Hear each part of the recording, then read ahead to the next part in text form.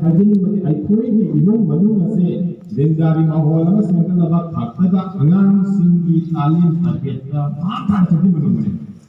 ꯑꯗꯨꯅ ꯉꯁꯥꯏ ꯖꯤꯕ꯭ꯔꯥꯏꯜꯅ ꯍꯥꯏꯕꯤꯈꯤꯕ ꯅꯁꯥꯒꯤ ꯄꯨꯟꯁꯤꯕꯨ ꯁꯦꯝꯒꯠꯄꯗ ꯌꯥꯎꯗꯕꯗꯨꯕꯨ ꯅꯆꯥꯔꯣꯏ ꯍꯥꯏ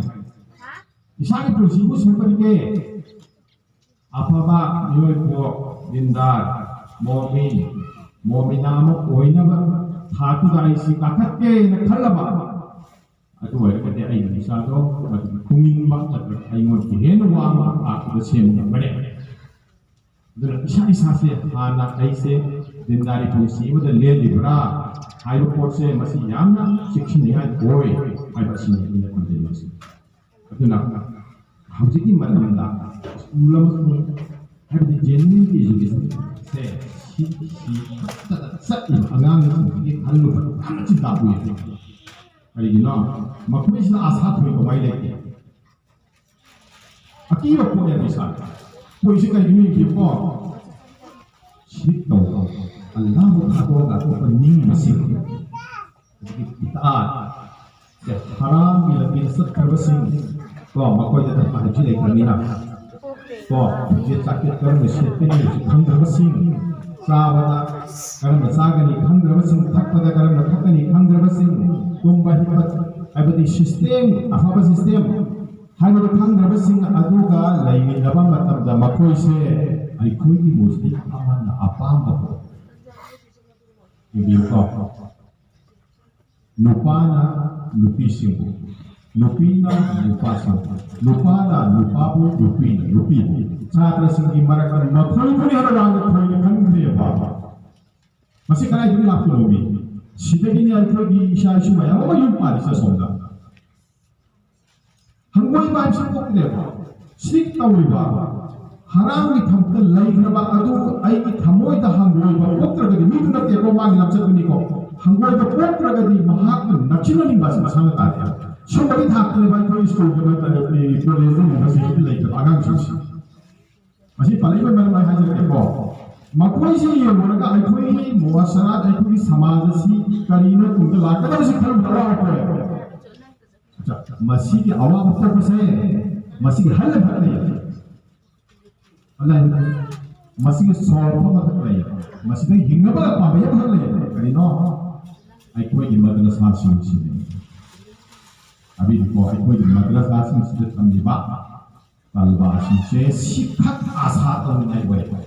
karena ada beberapa daina pun si daina di hak posisional apa macam dah apa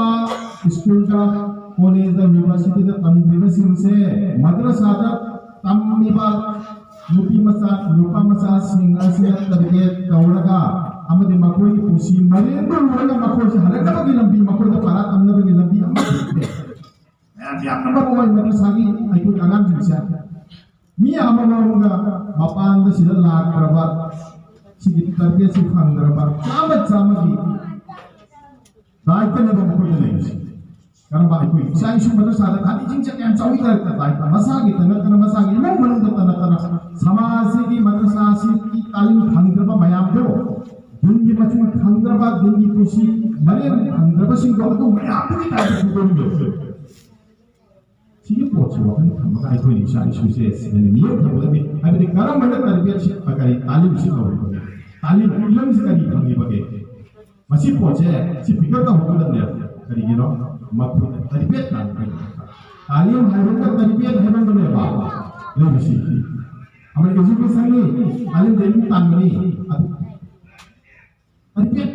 kan pakai awareness kan pakai awareness talim iman talim magi rohaniyat talim dakta kan ada apa dalam baca kali apa betul apa tu talim ada apa kan haram itu kita satu tu ya tapi semua iman sih berapa semua di kamu berrohani sih lebih begitu mah hektar tuda din adokwa sebagai aral terpongga orang adalah aku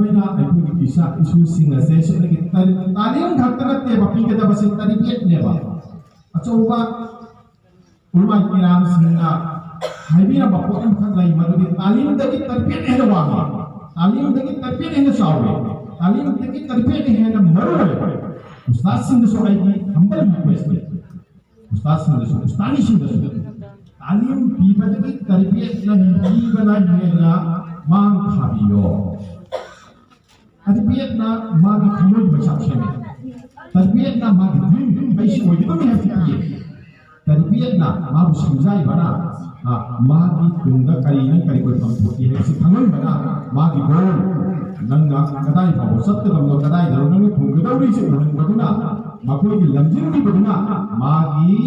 talim mahai masing tambase khajitang ta pada mali hai ni shimi mi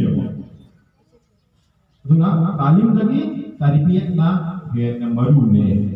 sigi poche madrasa asida su aina ustad ama ustani singda ayam moi le nan le jabani adu waya request ni amasun ai ni lapi ba ni sijara ba parent sing the request ni humble request ni maduni makoi ki pukning sibiyo makoi ki thamoi sibiyo pukning amasung thamoi si se baragadi magi akal magi koche yang fatal sune mahi masing kambagi lapi sila yang na thula saminu ngene adile cooperation communication kaya nakna isa isu sintiga pau phau ba makoi ga mari si yam nak la lai ba changai ai koi ga hauji matam education da khwai ti soi ba madi madrasa da sinu thokpa ustad da sinu thokpa lari da sinu thokpa isu ki waja da sinu thokpa isa sidagi ne ba soi ni mayam si daga da bani makoi ga loi sa min ne sai ipa haji sab da hai ti parenting na class ni kali ni program yang si ba ba ko ya masih sinna dokrat yang mana masih talim ji yang jenma matamda aina talim ji isa ki kadai obat hakta isa si tamien yang jenma matamda ai isa ki puni sukanga ne ai isa ki magi puni ki khatu thangba de awareness sarti tarbiyat chilane aina tarbiyat ki ko jam sikang ngada lakata bro ai de ba ki talim ji puni chi mata lakata ne tarbiyat che over nambagi thate parents in the like da se parent masamang na dindari kusi ama le na bo da ba am le ba na ma ba tam ni sala kala du na ikoi na ilam tammi da se sai mu bisa ta hai di ku yang su pa ko ni ma tamai pa ma ni hai da se sila ko ma ka ai dirang sa ko sa ke jamaro da ko hai di ai ku ya la kala me tin ku ne ma pe de bas bi english ki wahid hai talent hai sikit talent se puthok ka do angal da ke talent se puthok aga utpadu skill ko sa kaisi go pa si se hakule ba ba tu makala ni hakule ba hakul ibadah Allah ka ke ibadah ko ba mo ka ko barat le ba si na ba si su ba hai ba si da hak si na ko se gaya me amne ko khana le ba hai ba ai yung na Allah taala na pile ibadah ke bo talent se masih puthok pat masung ai pun sida ai phong ga pitta ai pun si mare ga upasa si hakule ba masih na ko tan hang ni matau tamakani iman lorakani ming lorakani kai ka baba ko songkor ko masalu ko atau masalu ki mama mapa sung mami lomne ko apa ba soi mangga sat sat ni kan ko kanai masalu ko hang ko bro mami lomne ni ko si hakule ba sini si ko om da bai sa ki munda le jari ba Allah taala pibi jari ba tale ni ko ta se sima guna na ke lan hangero sini namo da bukan pi ki na kali madu ko ko ora ba ke na ko adu ki da makta bai ko ilam ta angan si habi ka le na sa manu ni nang ni masa ni manu ga Allah taala na dun ba ka ko emang pi ke masih ko ka bi pambai ne talim ko ko ka bi pambai ne school da college da ko education Allah taala na ko ki pun se macam ko dapat sakal su na sile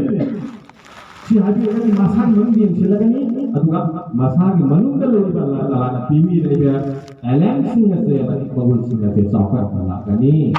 tukoran kani, tu adu talent singa tu mati bagul singa do, adu cian bani ama ama orang ada, sini nama mana yang baik kau ina, lengkap, adu orang kadi, mahal mati cabang ni ama orang lepa gadi, dana mizar kalung na tadi ama lepa gadi. Berwirani apa ba miyo ko amora ko rame sini pan. Atau itu dunia amat akhir, bukan saya itu dunia amat akhir mai pakai. Atau itu masalah mai pakai. Hanya mesti lah, apa mesti yang mesti anda lalu apa ya? Sedikit talim terbiat kali talim betul satu panjang masuk terbiat tadi. Bagaimana sih baru itu? Kita ini ustad, mesti ustad ini singgah ina hambal request ni talim pada terbiat tobio. Talim pada terbiat tahu. Lepas kita masuk di ustad, masuk ustad ini singgah masih kita dari posisi beliau macam. Nampak lagi paruan lagi singgah. Kedua, itu parah. Itu dia boleh tahan loh sekarang itu. Sigi nunggu, habis sama lagi, di masalah lagi. Nunggu itu berapa sih saya? Ustaz ini hari ini kerja. Atau ngambil tu hari ini betul, kami kerja. Aku itu sida, masih masa ensina, disina, anja ayat sina. Hari ini bah, sesi posisi ni, aku posisi tak lima, posisi parah ni orang ini. Nasi tadi di kandungnya, kau kira, nasi tadi dah hatu ada ni, sigi. Hadis mubarak ini sini hai ba piri ba paujian janji ni jadi sudah besar kan tak lagi wahai demi tu dah ada di dalam doa itu di polisi dah ada angan sini polisi dah buat ni apa tadi biasa sini ini cuma lagi cepat pun orang itu anak tu hadisnya susu informasi apa ni lah ni informasi kata lagi ni cepat pun ba ustaz tahan ba terkadang madrasah kali dah exam dah kali exam tu pilih bang, mana apa? Ada tu lah. Nanti, Quran tu hadis informasi nanti ko. Ilam informasi nanti. Masih di hikmat lah pada isu lagi. Sana amal orang matung dah tu hikmat lah kata bani itu lah. Aku nak talim. Mai masih ilam tambibat yang boleh lah. Tadi biar si unsida lah kerana apa? Waktu nak video masih hajar kan.